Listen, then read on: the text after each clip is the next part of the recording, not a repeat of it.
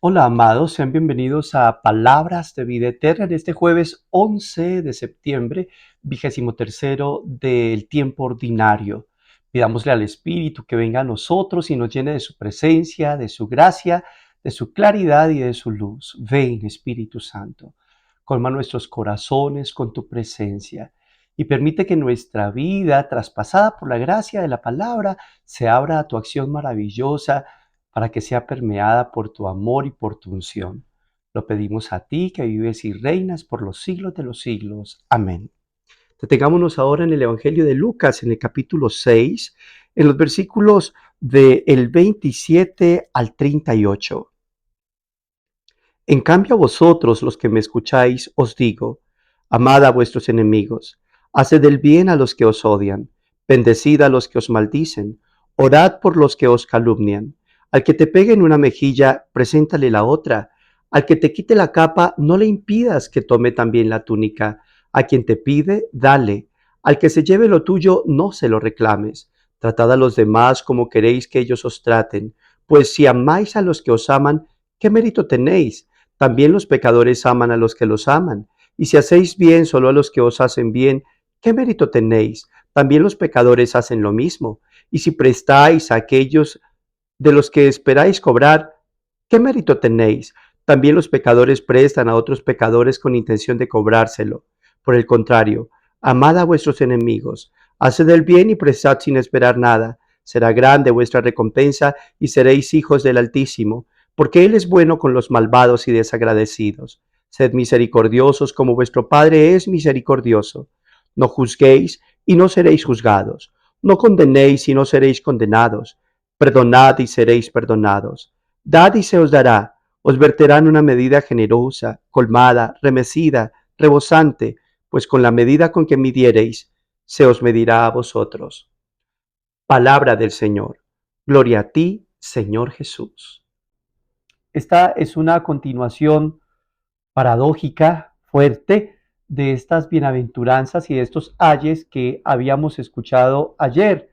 Y parece como un desglose, como una ampliación de esa última bienaventuranza en la que el Señor invitaba a alegrarse si de alguna manera éramos odiados o excluidos o insultados o proscrito nuestro nombre a causa del nombre de Jesús.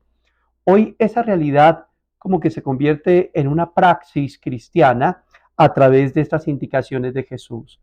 El Señor inicia con una gran introducción. Empieza diciendo que es necesario que aprendamos a amar a nuestros enemigos, pero no se queda en una idea puesta en el aire, no se queda en una bonita teoría, sino que empieza a mostrarnos cómo eso se hace realidad.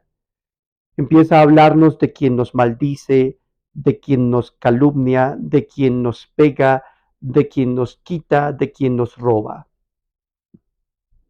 Y cuando lo colocamos así, cuando lo sacamos del sustantivo y lo verbalizamos en realidades tan específicas y tan singulares, es cuando comprendemos que definitivamente es muy fácil pensarlo, es muy fácil teorizarlo, pero en el momento mismo en el que lo colocamos en la circunstancia de la vida, en los escenarios en los que nos movemos, nuestro corazón tiende a revolverse por dentro porque sentimos que nuestros derechos son vulnerados. Y como hemos vivido en un mundo y una cultura del derecho, para nosotros es muy complicado dar más allá de lo que sentimos que nos corresponde, porque entonces sentimos que perdemos, sentimos que hay injusticia hacia nosotros y que entonces ya no valemos igual, porque pareciera que nuestra valía empieza a verse disminuida en el momento en el que un derecho nos es vulnerado o en el momento en el que sentimos que una realidad que nos es propia empieza a escapársenos de las manos o que nos es incluso violentamente tomada, hurtada por otros. Pues bien, el Señor coloca muy alta la línea hoy al recordarnos que nuestra justicia no puede proceder de la reciprocidad, sino que procede más bien de la gratitud con el Señor, que primero tomó todas estas realidades y las aplicó sobre sí mismo. Quizá por eso el Señor hacia el final de este texto, nos recordará cuál es el motivo de esta manera de obrar. Y el motivo es aprender la misericordia que se perfila en el rostro del Padre misericordioso. Es aprender a portar la imagen y la semejanza del Dios que es misericordia. E insisto, es una postura supremamente exigente la que el Señor coloca delante de los discípulos, delante de los seguidores de su nombre hoy, y que nos lleva a entender que nuestro corazón debe seguir trabajando todos los días por perfilar ese propósito de Jesús en nosotros. No sé si tú ya lograste asumir toda esta realidad. Para mí sigue siendo un trabajo constante. Quizá a veces tenemos unas bonitas victorias respecto de nuestra propia manera de obrar, de nuestra manera de reaccionar. Otras veces nos cuesta un poco más y tenemos quizá que masticar más esa realidad y meditarla más y llevarla más al sagrario hasta que el Señor empiece a martillar nuestro corazón y empiece a dejar ver en él la forma, los modos, uh, la imagen del corazón de Cristo, un corazón que fue mancillado, martirizado, dolido en la cruz y que justamente asumió todas estas realidades que el Señor nos presenta, asumió la maldición, el odio, la calumnia, el ser golpeado en la mejilla, el ser despojado de sus ropas, el haber sido despojado de todo, haber quedado en estado de desnudez. Es todo un plan por adelantar, pero es el plan de Cristo y es el querer del Señor con nosotros. Pidámosle que cada vez más nuestro corazón se adecue a esta verdad tan exigente, para que nuestra fe no sea una bonita teoría, sino más bien una experiencia que nos lleve a santificarnos, a perfeccionarnos, o más bien a dejarnos perfeccionar por la gracia, recordando esos dos tamices que el Señor coloca delante de nosotros, que con la misma vara con que midamos seremos medidos y que hemos de tratar a los demás como queremos ser tratados.